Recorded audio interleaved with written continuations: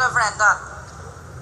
Thomas chat on Jerry leis an ahrí seoireacht anis agus cúig go muin anis and JK Brackens Club Tipperary.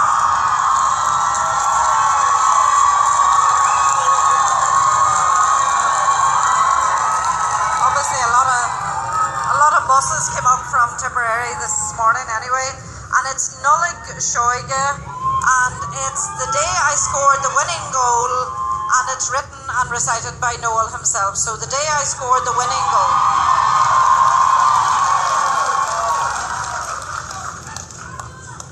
When I was just a young lad, maybe 3 or 4, I longed to wear this blue and sash and go hurling with Clonmore. But great hurls they are born, not made, and I think I left it late. You see, I didn't get a hurley till I was 28. Still off I went to training to practice all the drills. I was handy at the running, but useless at the skills. A game of backs and forwards would very soon begin, but I was sent behind the goal to poke the balls back in. I still encountered problems, for when I threw up the schlitter, no matter how I swung the hurl, I simply couldn't hit her. I didn't make the team that year, and I was very low. Back then there was no live line, so I couldn't talk to Joe. Still I turned up for the final, and I togged out with the rest. The players all got jerseys, I just wore me vest. Well, our boys played with the wind in the first half, but the boys from the Glen, well, they played with the ball. So while we were playing with the wind, and they were playing with the ball, the Glen boys scored 2-7, and our boys scored very little. The second half was different. We made a great comeback. With just 5 minutes left to play, we had them on the rack. Our boys leading by 2 points. The time was nearly up. Our captain, he was thinking how soon he'd lift that cup. Our substitutes out on the line, already celebrating. Not me, no. I was still there waiting for my chance to come, that I might get the call, and I'd be asked to play my part in the greatest game of all. Then our number 12 got injured, a bad blow to the knee. The manager looked down the bench. No one there but me. He scratched his head, he looked around, his options they were few. The selector said, "We'll bring on Joyce. Sure, what harm can he do?" God help that poor selector, if only then he knew. Now we had a good full forward, they called him Stony Burke. He said, "You just give the ball to me, and I'll do all the work." He said, "Stick with your man and keep him at bay, and other than that, stay out of me way."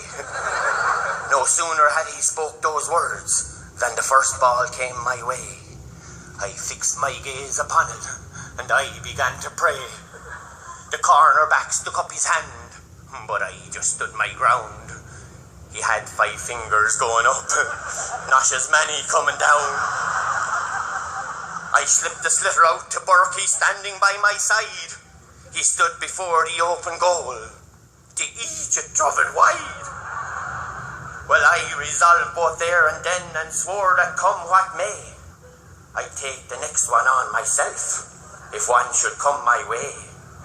Another high ball raining down, and I went up once more. This time the back was ready, his fingers still quite sore. Well, I was 2 feet in the air when he gave the dirty pull, and before I ever reached the ground, he'd opened up me skull. The medics gathered round me, said a physio to me, "How many fingers have I up? Is it 1 or 2 or 3? I looked at him, 2 bleary eyes, just glad to be alive. Says I, "Repeat the question, or is the answer 5? 'Twas then I fell unconscious, and the ref was heard to say, "Get this fella off the field, there's a minute left to play." They put me on the stretcher, my journey off begun, The ambulance now waiting down near our 21. We had reached it very nearly, and all would soon be well. But a handle on the stretcher broke, and to the ground I fell. Another bad blow to the head. My eyes soon opened wide, and boy was I surprised to see the schlitter by my side. I took the schlitter on my hurl, I headed for the goal. I could hear the fans all roaring. I thought 'twas, "Go on, Noel." Well, I was only 5 yards out when my own full back I met, and I unleashed a rasper into my own goal net. The final whistle sounded. The Glen boys won the game. I realised what I had done. I hung my head in shame. Still, I'll always be remembered, though I did this awful deed. For when I'm 6 feet under, my epitaph will read, "Beneath this slab, Noel Joyce is laid. For the village team, one time he played.